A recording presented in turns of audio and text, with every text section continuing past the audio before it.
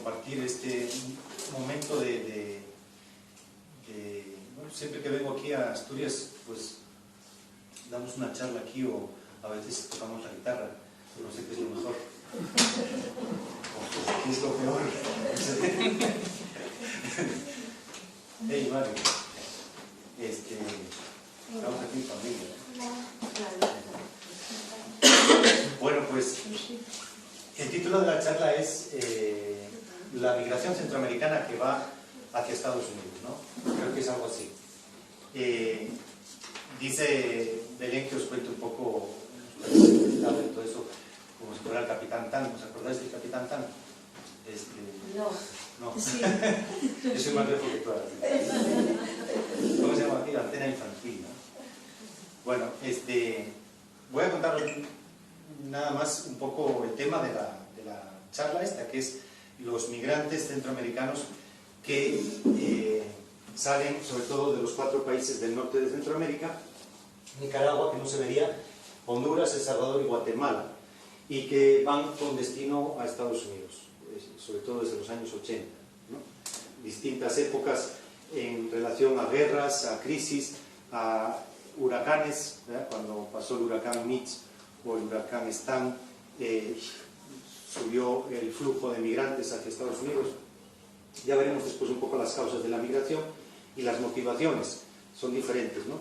Las motivaciones es lo que el migrante le motiva a salir. Las causas son causas estructurales, de políticas, de fallos estructurales de los estados de Centroamérica y de las políticas migratorias, ¿no? Entonces estamos hablando de la frontera sur de México con Guatemala y también un poco con Belice, pero aquí no hay mucho problema, ¿no? Entonces, desde hace 6 meses estamos aquí en una ciudad de Chiapas que se llama Comitán. Estamos ahí con el Servicio Jesuita a Migrantes, que es una institución que la Compañía de Jesús fundó en 1981, el padre Arrupe. Lo fundó primero como Servicio Jesuita a Refugiados, cuando los refugiados, o sea, la gente que huyó de la guerra de Vietnam, se subieron a los botes y a algunos barquitos así, pensando que los países vecinos iban a acogerlos. Y resulta que nadie los acogió y estuvieron durante meses y durante años viviendo en esos barcos, en el mar, en aguas internacionales, no había quien por ellos. Hay unas fotos, se pueden ver en internet si ponéis pues, Boat People y cosas de esas, y se ven en unos botes vivir familias enteras hacinadas. Eso vivieron durante años. Entonces el padre Arrupe fundó, para atenderlos a ellos, el Servicio Jesuita a Refugiados. Hoy está en más de 50 países, en algunos como Servicio Jesuita a Migrantes, ¿no? Como el tema el problema fundamental en Centroamérica hoy es el de los migrantes, lo que antes, en tiempos de los 80, era Servicio Jesuita a Refugiados, había campamentos de refugiados atendidos por el SJR en Honduras y en otros lugares, en México, con los refugiados guatemaltecos, pues ahora es Servicio Jesuita a Migrantes. Entonces, bueno, es un tema muy largo. Yo quisiera no aburriros y centrarme, a ver si en 45 minutos puedo explicaros un poco cómo es este movimiento, cómo atraviesan México, y después ojalá que tengamos un diálogo. Primero deciros que estamos ante el corredor, el principal corredor migratorio del mundo, México, ¿no? En un informe de la Organización Internacional de Migraciones del año pasado, 2013, aunque se refiere al 2012, se cataloga este corredor de México hacia Estados Unidos como el primer corredor migratorio del mundo. No me acuerdo de cuántos millones pasan al año hacia Estados Unidos, pero dentro de ese corredor nosotros estamos en la frontera sur, o sea, en los centroamericanos que van a México y después a Estados Unidos. Después en México se le juntan los mexicanos que quieren irse a Estados Unidos, por lo tanto ahí forman el corredor mayor del mundo. ¿Me explico? Junto con los mexicanos, que todavía muchos están emigrando a Estados Unidos, aunque tienen una historia muy larga de décadas, ¿verdad? Entonces, nos hemos encontrado ahora con que los centroamericanos que atraviesan esta frontera solo tiene 12 puntos oficiales de paso. Aquí está la mesilla, aquí está otro. Bueno, hay 12 puntos oficiales de paso. Pero hay 120 puntos con carreteras, más de 40 de ellos con carreteras, donde tú puedes pasar con tu coche y pasas a México y puedes recorrer unas grandes distancias de México sin que nadie te detenga. O sea, la primera característica de esta frontera entre México y Guatemala es la porosidad. Tiene muchos poros, es muy fácil de pasar. Aquí está el ISCAN, donde yo trabajé 8 años, y nosotros pasábamos a México con muchísima facilidad, por cualquier lugar de la selva. No hay valla, por supuesto, ¿no? Estos son cientos de kilómetros, cientos de 1400 kilómetros, creo que por todo. Entonces, no hay una valla, sino que tú estás caminando por un camino de la selva y de repente te dicen, pues ahora estamos en México, ahora estamos en Guatemala. Entonces, es una frontera muy porosa, que ahora Estados Unidos presiona a México para que la selle, la militarice y haga unos controles muy fuertes para trasladar la frontera sur de México, a la frontera sur de Estados Unidos, a la frontera sur de México. O sea, que México haga el papel de gendarme, ¿no? El papel sucio que está haciendo ahora Estados Unidos en la frontera sur, con todo eso de la valla y policías y todo eso, drones. En la frontera sur de Estados Unidos se utilizan drones, estos helicópteros no tripulados, pequeños, ¿verdad? Muchos migrantes, que es la cuarta, quinta vez que pasan por aquí, te lo dicen, ¿no? Te dicen, no, allá en Arizona, en Texas, vemos, ellos le llaman los helicópteros chiquitos. Vemos los helicópteros chiquitos que pasan cerca de nosotros, claro, les toman las imágenes y ahí ellos saben ya dónde están. Bueno, nos encontramos con que el corredor histórico, ahora vamos a hablar de 4 pequeños corredores dentro de este gran corredor, ¿no? Y estos pequeños corredores son este de aquí, que hay una ciudad grande que se llama Tapachula, ¿verdad? Es el corredor del Pacífico. El corredor central es muy amplio y es en el que estamos trabajando nosotros, y está la ciudad de Comitán y la ciudad de San Cristóbal de las Casas, que está a una hora de nosotros, ¿verdad? San Cristóbal de las Casas. Tiene el nombre de Bartolomé de las Casas, algo que va a ser importante para una cosa que voy a decir después, la historia de hospitalidad de las gentes de esta frontera. A diferencia de otras fronteras, como por ejemplo la frontera entre México y Estados Unidos, que son diferencias culturales, incluso de lengua, donde hay mucho rechazo, hay miedo, o como la frontera de Melilla, ¿verdad? Son diferencias culturales, religiosas, de lengua. Pues esta es una frontera donde hay mucha afinidad cultural, lingüística, por supuesto, se habla el castellano, las mismas poblaciones de aquí son indígenas y las de aquí son indígenas también, a veces de la misma etnia. Entonces, hay una historia de hospitalidad. Y mucho tiene que ver, por eso os lo digo ahora que decimos el nombre de Bartolomé de las Casas, mucho tiene que ver con una historia de una iglesia de hace 5 siglos, ¿no? Heredera de la escuela lascasiana, de Bartolomé de las Casas, donde la fe está unida con la lucha por la justicia, ¿no? Y de heredera del sermón de Montesinos, el que pronunció en la isla de la Española en 1511 Antonio de Montesinos. Si visteis la película y también La lluvia, ahí se plantea un poco, y además muy bien, todo este tema, ¿no? Entonces es una iglesia heredera de Bartolomé de las Casas. Después está, entonces digamos que este es el corredor central en el que queremos trabajar nosotros. Después está el corredor de la selva, que sigue el río Usumacinta. Este es un río muy grande, el río Usumacinta. Alrededor del río Usumacinta hay muchas ruinas mayas, muy guapas, de las más importantes. Entonces este es el corredor de la selva o corredor Usumacinta. Y luego hay un cuarto corredor más pequeño, que es el corredor de Belice, ¿no? Que pasan a México por Chetumal. Otra ciudad que hay aquí que es Chetumal. Aquí está la ciudad de Tenosique, en Tabasco. Entonces son 4 corredores, y este lo utilizan más los salvadoreños, este lo utilizan más los guatemaltecos, el 90% de los que pasan por aquí son hondureños, porque pasan con mucha facilidad por aquí, por un paso que hace unos años abrieron oficialmente. Y el corredor Belice es muy pequeño pasan lo que se llama migrantes transcontinentales, o sea, migrantes de África o de Asia, que quieren llegar a Estados Unidos y utilizan unas rutas muy extrañas. Llegan, por ejemplo, a Brasil en barcos, atraviesan Brasil, Colombia por tierra, por la selva, atraviesan el Darién. Yo, por ejemplo, tengo testimonios de gente de Bangladesh atravesando la selva del Darién. Yo viví 2 meses en la selva del Darién y realmente que te dejen ahí solo, como decía este de Bangladesh, ya nos dejaron en la última aldea de Colombia y dijeron, bueno, son las 7 de la mañana, ustedes si caminan en esta dirección todo el día, en la noche van a llegar a otra aldea que se llama no sé qué, bueno. Y dice, se perdieron un montón de gente ahí en el grupo, ¿no? Y no sabe más de ellos. Realmente en la selva del Darién, si no vas con un guía y con un cayuco, o sea, con una canoa, no puedes, porque son ríos y ríos, ¿no? Entonces hay una ruta por ahí que se llama migrantes transcontinentales, suelen venir del Cuerno de África, a veces se agarran un montón de gente de Eritrea, Somalia o Etiopía. Y también vienen muchos de Bangladesh, Pakistán, el norte de la India. Y esos utilizan la ruta de Belice. De repente la policía agarra aquí grupos grandes de esos.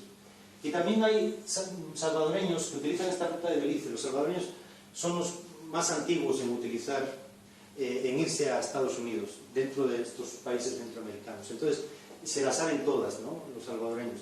Llegan aquí a Belice y hay unas rutas marítimas, por medio de lanchas en la noche y van por la costa avanzando. Pero bueno, de este corredor de Belice no vamos a hablar mucho, tampoco de este de Tapachula, ni de este de la selva. Vamos a hablar del corredor donde nosotros estamos, que es el corredor central. Algo importante es que en estas grandes ciudades hay macroalbergues, casas del migrante, que casi todas hechas por la Iglesia Católica. Por ejemplo, esta es de los franciscanos, aquí trabaja Fray Tomás, un cura muy famoso, no es cura, es hermano, franciscano, se sube a los trenes que pasan, aquí hay una línea de ferrocarril, el tren que le llaman La Bestia, y aquí hay otra línea de ferrocarril, se juntan en Veracruz. Estos trenes que le llaman La Bestia son trenes de mercancías, no pasa ningún tren de pasajeros, a pesar de que había un gran negocio, porque los migrantes pasan con dinero, es decir, hacer todo este viaje, aquí veis el mapa muy pequeño, pero después México es a lo mejor 20 veces más que esta distancia, atravesar México, ¿no? Los migrantes centroamericanos llegan aquí y te dicen, ¿cuánto falta para Texas? Y entonces les dices, mira, pues mejor no te enseño el mapa, porque te falta 20 veces más de lo que has hecho. Entonces se desaniman, ¿no? Cuando ven la distancia que les hace falta. Entonces se agarran a los hierros del tren por fuera o arriba, se pone, y a veces hay 700 que van en el tren. Desde aquí, desde Tapachula o desde Arriaga, otra ciudad que está aquí más al norte, el tren tarda, por ejemplo, 17 horas en parar en la siguiente estación, ya cerca de Veracruz. 17 horas, agarrados a un hierro, imaginaos, pasan por la noche o pasa una jornada entera de lluvia, tienes que estar ahí bajo la lluvia, puedes resbalar del hierro, como de hecho resbalan muchos, y hay cientos de migrantes mutilados, ¿verdad? Esos son los que sobreviven, porque caer del tren en marcha casi siempre quedan despedazados. Pero bueno, el movimiento ha entrado en contacto con José Luis Hernández, un progreseño de Honduras, del Progreso, que tocaba la guitarra en su parroquia, un tipo joven de unos 20 años, decidió irse a Estados Unidos, cayó del tren y está sin 2 piernas y sin un brazo. Y bueno, pues el tipo está muy consciente de que tiene que luchar no solamente por lo suyo, sino por lo de sus compañeros, y ha hecho una asociación, AMIRREDIS, Asociación de Migrantes Retornados con Discapacidad, y están ahí luchando al andar, ¿verdad? Entonces este ferrocarril y este otro, La Bestia, se juntan en Veracruz, y aquí hay un albergue grande de migrantes, el de Fray Tomás, él se sube al tren y es muy famoso, ¿no? Aquí hay otro cura famoso que es escalabriniano. Sabéis que la congregación escalabriniana surgió a finales del siglo XIX, fundada especialmente para atender migrantes. primero para atender a los migrantes italianos que iban a Estados Unidos, pero ahora están en todo el mundo los escalabrinianos. Y aquí hay un albergue, el más antiguo de todos los de México, el segundo más antiguo, porque el primero lo fundaron los escalabrinianos en la frontera norte, y el segundo lo fundaron aquí, en la frontera sur de México. Entonces aquí está el padre Rigoni, lleva muchos años trabajando ahí, y él tiene un albergue donde recibe a los migrantes que pasan por aquí. Hay otro albergue que tiene el padre Heyman, en otra ciudad más al norte, y luego Arriaga. En fin, hay más de 60 albergues o casas del migrante de la Iglesia en México. Y eso para mí es un dato muy importante que hay que decir. Sabéis que en estos países, en los últimos 20-30 años, han avanzado mucho las sectas, las iglesias evangélicas, y muchos migrantes que llegan, aquí hay un albergue de Palenque con el que colaboramos, de la parroquia, es donde están las ruinas de Palenque, una ciudad maya, y muchos migrantes que llegan ahí, de Honduras, por ejemplo, y dicen, es la cuarta, quinta vez que paso, y siempre me encuentro que los albergues son de ustedes, de los católicos, ¿no? Y yo de mi iglesia nunca encuentro un albergue que hagan para acogernos. Entonces yo creo que es interesante ese modo de entender la solidaridad no cerrada a los nuestros, sino abierta, ¿no? La casa del migrante no te pregunta qué fe, qué religión tienes o si tienes religión o no. Estas más de 60 casas del migrante que tiene la Iglesia Católica a lo largo de México.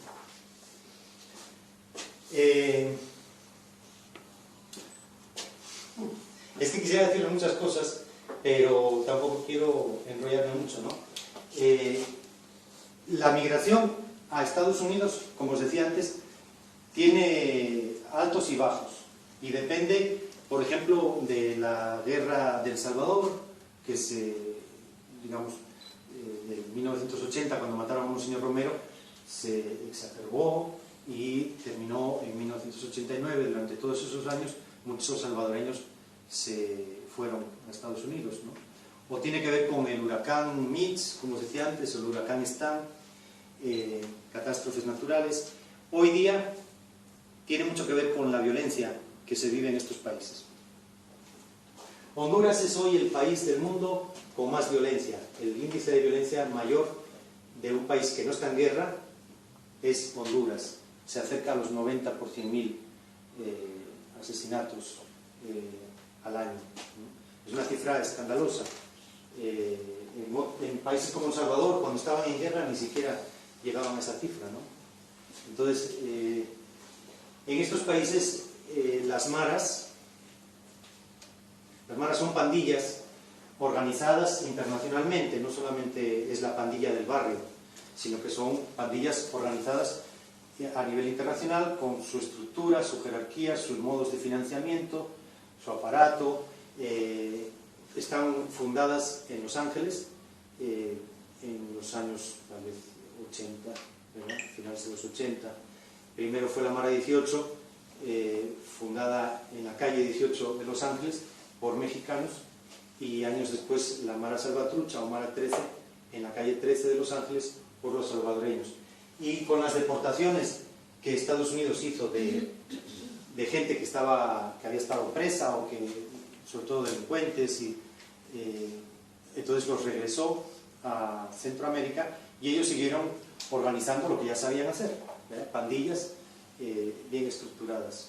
Entonces, toda esa violencia que está en estos países de maras, que es la violencia de los barrios, está unida al crimen organizado, que es la violencia estructural de grandes grupos controlados por gente pudiente, ¿no? Gente que son empresarios, pero que controlan un cártel, controlan una banda, secuestran, controlan narcotráfico. Entonces, hay mucho, digamos, el crimen organizado está metido en los estados. Está metido en el Estado de México y también en los gobiernos y en el Estado de los países de Centroamérica. Porque el crimen organizado maneja mucho dinero, muchísimo dinero, mucho más que lo que puede manejar un Estado, los presupuestos generales del Estado de Guatemala, por ejemplo. Un país pequeño de estos puede, por ejemplo, decirle a un militar honesto, decirle, mira, te vamos a nombrar zar antidrogas y tú vas a luchar contra el crimen organizado. Te vamos a pagar $10 millones al mes. Bueno, al día siguiente viene el crimen organizado y le dice, ¿cuánto te dan? ¿10 millones? Nosotros te damos $50 millones al mes. Y además no es lo tomas o lo dejas, sino que o lo tomas o vamos matando a tu familia. Entonces es muy difícil hacerle frente al crimen organizado. En el año 2006, toda esta parte del Golfo, aquí estaría el Golfo de México, estaba controlada por el Cártel del Golfo, y el Cártel del Golfo había contratado a militares de élite del ejército mexicano que el gobierno mexicano formó para ir contra los zapatistas. No me voy a entretener en esta historia, pero solo deciros que en el año 94, cuando se firma el Tratado de Libre Comercio entre Estados Unidos, Canadá y México, el 1 de enero entra a funcionar ese Tratado de Libre Comercio y ese mismo día se levantan los zapatistas, como un modo de decir, estamos contra lo que significa ese Tratado de Libre Comercio. Justo 3 meses antes, México funda el Instituto Nacional de Migración. Esto es bien interesante porque es lo que nos indica claramente que el capitalismo lo que quiere es ampliar mercados y quitar fronteras a las cosas y al dinero, ¿no? Pero a las personas les pone controles y las bloquea. Y esa fecha de 1994 es clave, porque el 1 de enero se abren las fronteras. Estados Unidos, Canadá y México hacen un tratado de libre comercio, pero para las personas no. Entonces, Estados Unidos presiona a México y México funda el Instituto Nacional de Migración pues para controlar el tránsito de personas, ¿no? Eso lo expresa muy bien Naomi Klein, cómo el sistema quiere abrir el perímetro de su mercado y después cerrar puertas, ¿no? Es una manera de expandirse de forma mercantil y controlar a las personas. Entonces, os estaba contando que nosotros en el Corredor Central trabajamos en toda esta franja y a diferencia de las grandes casas del migrante, que son muy importantes, como os decía antes, pero tienen un problema, que a veces crean rechazo en la población. Porque, por ejemplo, en una ciudad de estas como Tapachula o Tenosique, viene una congregación, como pueden ser los jesuitas o los franciscanos, y bueno, pues arman un albergue grande de migrantes, ¿no? Pues siempre con dificultades financieras y todo, pero se arma un albergue de migrantes. En algunos, a veces hasta 300, 400 duermen ahí. Y al lado vive población mexicana pobre. Entonces, esta población mexicana pobre que vive al lado del albergue, ven que vienen camiones con alimentos para los migrantes, o viene una donación de ropa para los migrantes. Entonces ellos dicen, bueno, ¿y por qué para nosotros no? ¿verdad? Y entonces se crea a veces una cierta hostilidad contra los migrantes. O, por ejemplo, no hay letrinas en el albergue y entonces los migrantes tienen que hacer sus necesidades alrededor. Y eso es un barrio. ¿verdad? Entonces, bueno, se crea a veces mucho rechazo. Lo que encontramos nosotros aquí, como os decía antes, es una hospitalidad popular. Una hospitalidad popular. La propia gente acoge a los migrantes con mucha facilidad. Mucha más facilidad que en otros lugares, en otras fronteras, por las razones que os explicaba antes. Os voy a contar un ejemplo. Cuando en el año 80, yo trabajé aquí en el ISCAN, como sabéis, va 8 años. Aquí en 1982, cuando fueron las masacres que el ejército hizo en ISCAN, los que sobrevivieron a las masacres pasaron la frontera y se encontraron con un recibimiento muy bueno de la gente mexicana. Por ejemplo, estábamos hablando con una señora ya mayor y le preguntamos, ¿usted se recuerda cómo fue en el 82 cuando vinieron los refugiados guatemaltecos? Y ella dice, yo me acuerdo muy bien, porque fue en la noche, nos despertamos, porque en la aldea de Guatemala, del otro lado, había disparos y bombas, y entonces al poco rato vienen las familias y nos piden hospedaje. Y en el pueblo, este pueblo mexicano, decidieron que cada familia hospedara a otra familia mexicana. Y decía ella, yo me acuerdo que nosotras éramos niñas y mi papá dijo, la casa que ella señaló era una casa de las normales ahí, que es una sola habitación, ¿verdad? Tablas de madera, y entonces una sola habitación, ¿no? Ahí está un montón de ropa, ahí está una cama, y entonces dice, mi papá dijo, a ver, niñas, agarren todas las cosas que tienen allá y de esta línea para acá me lo ponen todo. Y entonces dijo, de esta línea para acá, para allá, para la familia de Guatemala. De esta línea para acá, nosotros. Dice que así estuvieron viviendo unos meses o unos años, hasta que después vino ACNUR y se organizaron los campamentos de refugiados y todo eso, ¿no?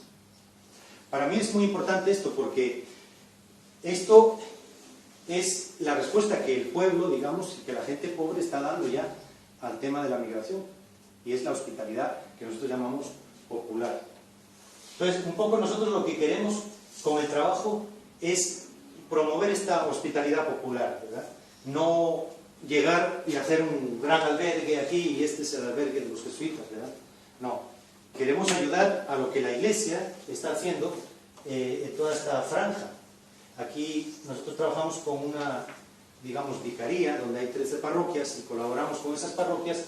Son las parroquias que están en la frontera y se lleva haciendo un trabajo desde hace años, pues por medio de formación, cursos bíblicos, Biblia y migración, doctrina social de la Iglesia, derechos humanos de los migrantes, y eso es un poco lo que queremos seguir promoviendo, ¿no? Ayudar a esa hospitalidad popular.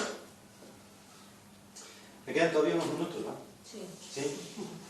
Bueno, entonces, los flujos actuales están cambiando porque tradicionalmente en las últimas décadas, desde los años 80, los migrantes centroamericanos que venían por acá eran hombres jóvenes, de 20 a 30 años.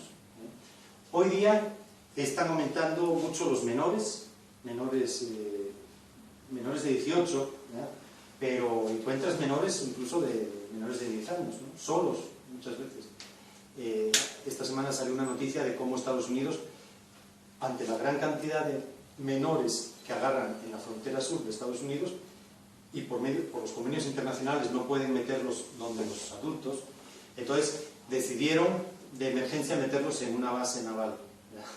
Entonces una base naval con 15.000 marinos o algo así. Entonces unos barracones los adaptaron para meter a estos menores, mientras se ve cómo los devuelven a sus países. Dice el informe, los devuelven con sus seres queridos, ¿verdad? Entonces uno que conoce Honduras y Guatemala y El Salvador, cómo está el tema de la familia rota, ¿verdad? Muchos menores huyen de su padre, de su madre, ¿verdad? Entonces los devuelven con sus seres queridos. Bueno, os voy a poner un ejemplo.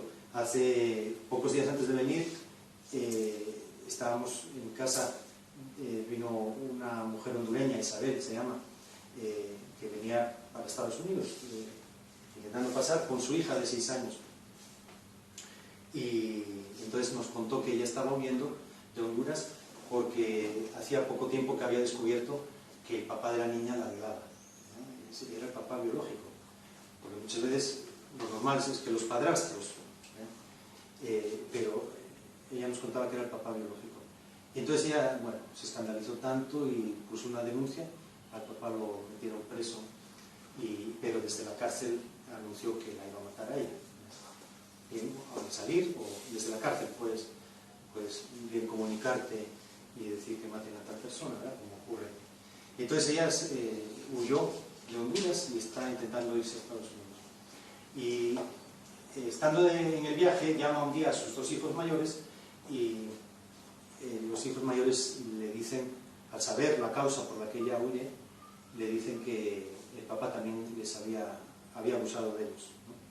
Entonces esa mujer está, bueno, la vimos aquí en Comitán, y una semana después yo fui a Palenque a dar un curso al albergue de Palenque, me la encontré ahí en el albergue de Palenque con la niña.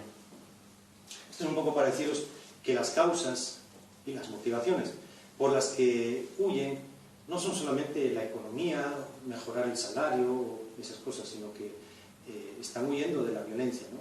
Muchos huyen por salvar la vida. Al saber todo lo que ocurre aquí, pues voy a contar ahora cuáles son las amenazas al migrante. Uno les dice, pero no te das cuenta que te pueden matar ahora al atravesar México. Dicen, sí, es probable que me maten. Lo que es seguro es que me matan si regreso. Si regreso a mi barrio, me matan.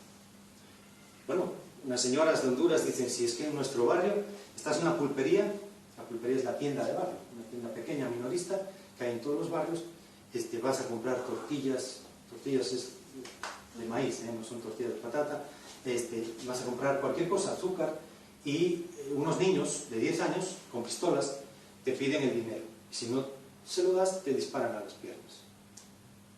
Este es el nivel de violencia que se vive diariamente en estos países, ¿no? Entonces, la gente huye por diferentes motivaciones, no solamente es la economía, ¿no? ¿Cuáles son las amenazas que tienen los migrantes que pasan por aquí? La primera es los funcionarios del Estado, puede ser policía federal, funcionarios del Instituto Nacional de Migración, corruptos, que saben que este tema de los migrantes es un negocio.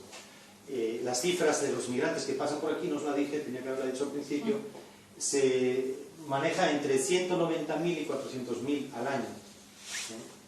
Entonces es una cifra grande, es un negocio, porque como os dije antes, pasan con dinero. Necesitas un guía que le llaman coyote o pollero, y entonces le necesitas pagar. ¿Cómo lo pagas? Con un familiar tuyo que fue antes a Estados Unidos, lleva allí 5 años y te adelanta un dinero, te presta un dinero para pagar al coyote. Entonces las redes de coyotes están cada vez más metidas con el crimen organizado, y entonces lo que ocurre es que hay secuestros masivos de migrantes.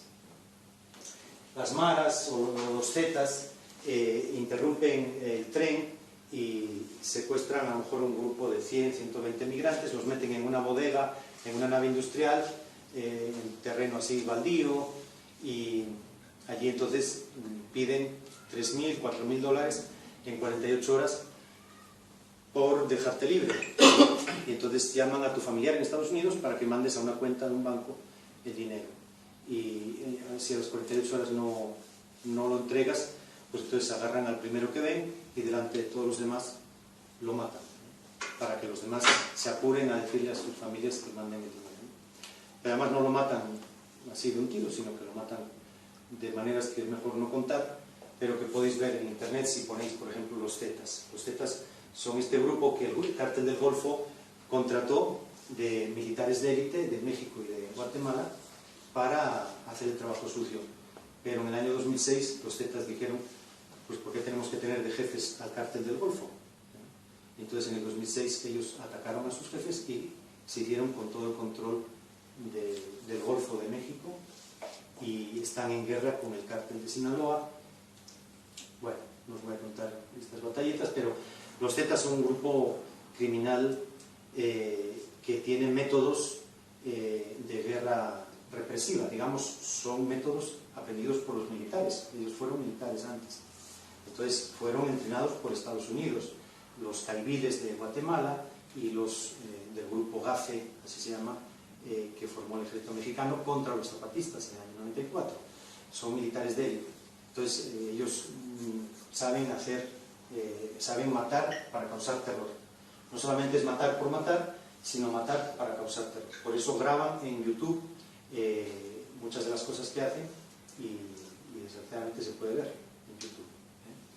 Entonces este es el grupo de los Zetas que controlan toda esta parte del Golfo. Entonces las amenazas al migrante, resumiendo, son funcionarios, policías, que hay como 7 o 8 cuerpos policiales en México, la Policía Federal, la Policía Municipal, la Policía Estatal, muchos, el Ejército, la Marina, y entonces, bueno, pues van viendo por los caminos y rutas alternativas por las que van los migrantes, todos indocumentados, y por eso van por esas rutas escondiéndose, ¿verdad? Una de las cosas que pedimos, las organizaciones que trabajamos con los migrantes, es, pero bueno, si atraviesa México, ¿por qué no se les da una visa humanitaria? Una visa humanitaria, no, perdón, una visa de tránsito para atravesar México, ¿no? México no pide visa ni a Colombia, ni a Chile, ni a casi todos los países latinoamericanos.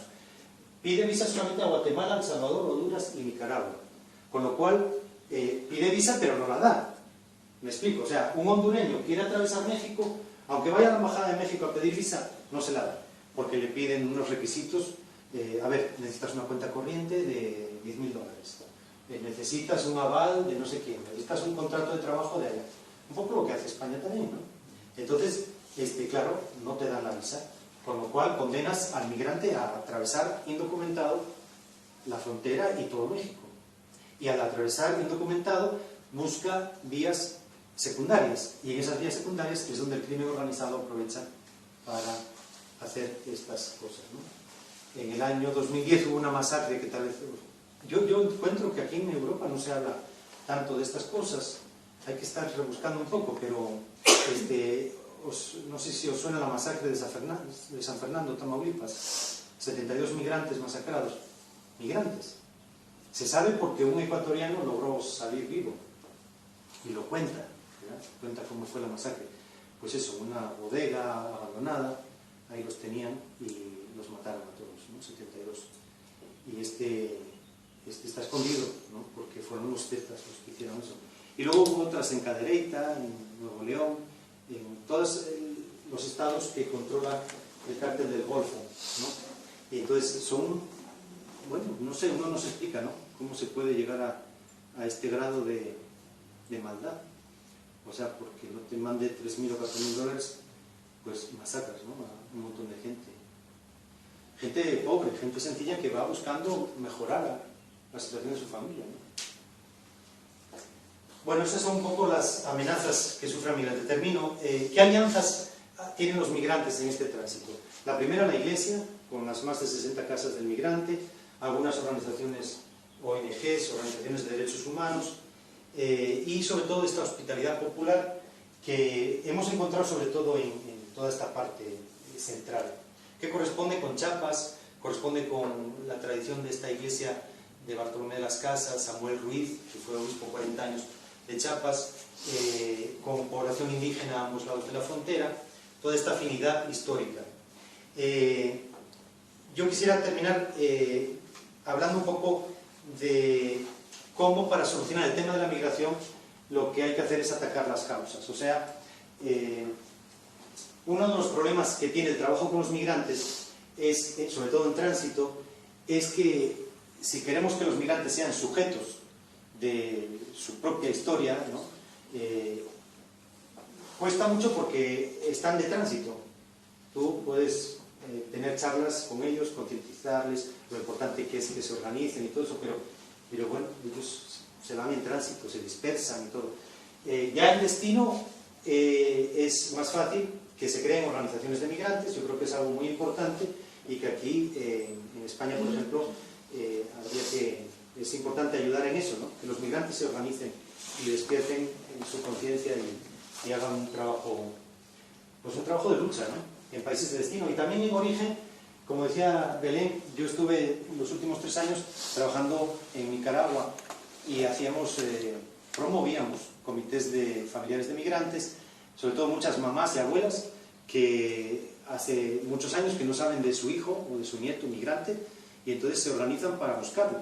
Y por eso apoyábamos las caravanas de madres que venían de estos países, atravesaban México con la foto de sus hijos o nietos o hijas desaparecidas, y en los parques y en las instituciones públicas, a diputados, van denunciando el caso y pues en muchos casos se han encontrado, ¿eh? Y cuando se encuentran casos es realmente algo muy guapo.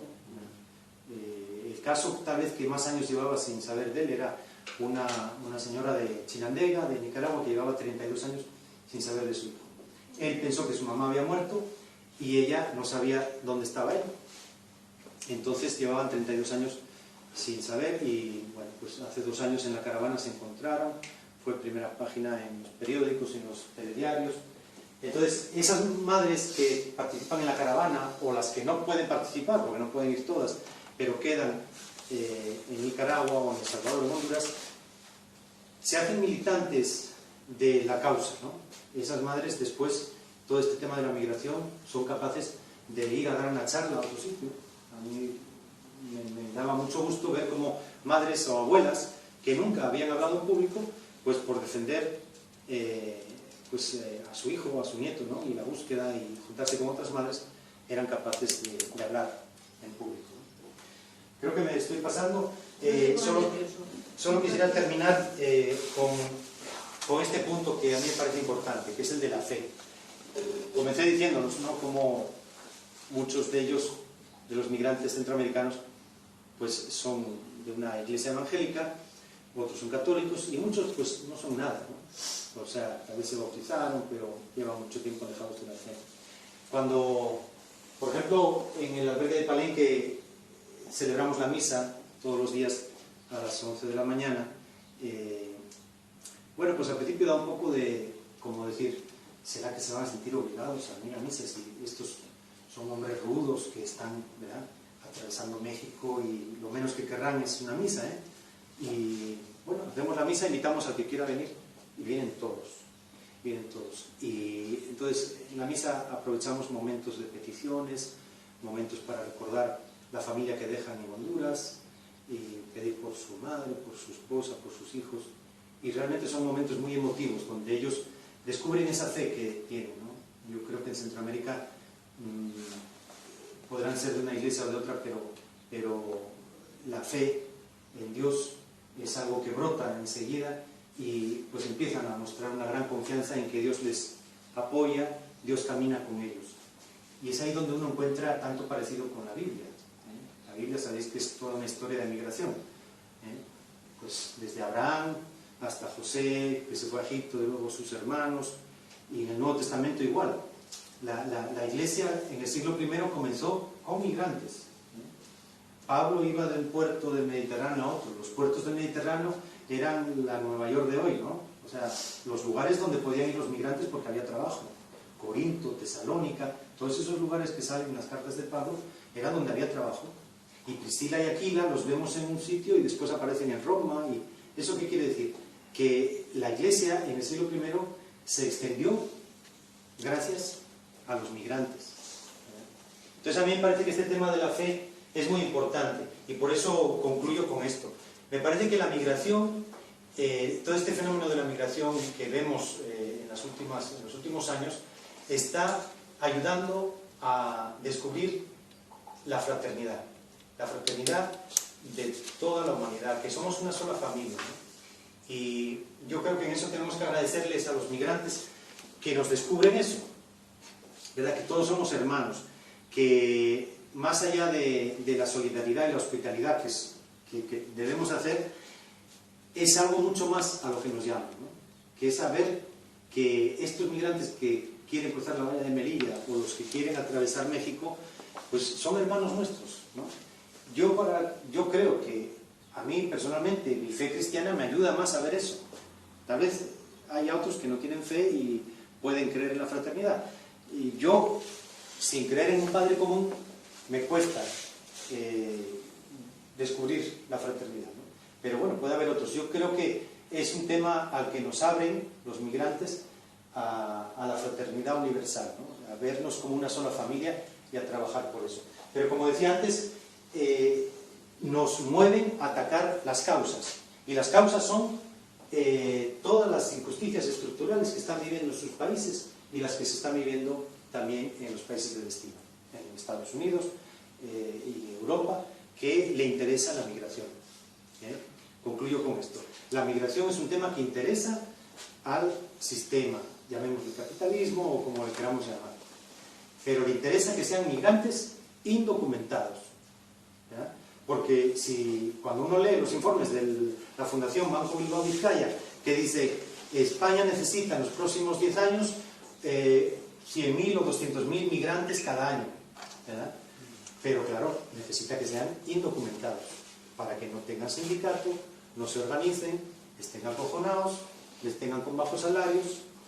Eso necesita el sistema de Europa, de Estados Unidos, para mantenerse en pie. Era mano de obra muy barata, pues como lo tenían en Grecia, ¿no? Los metecos y todos los extranjeros y esclavos que mantenían el sistema. Termino entonces con esto porque me parece más interesante que vosotros preguntéis. Pero ya digo, a mí personalmente trabajar con los migrantes me ayuda a descubrir la fraternidad, ¿no? Que es algo muy cristiano. Yo creo que es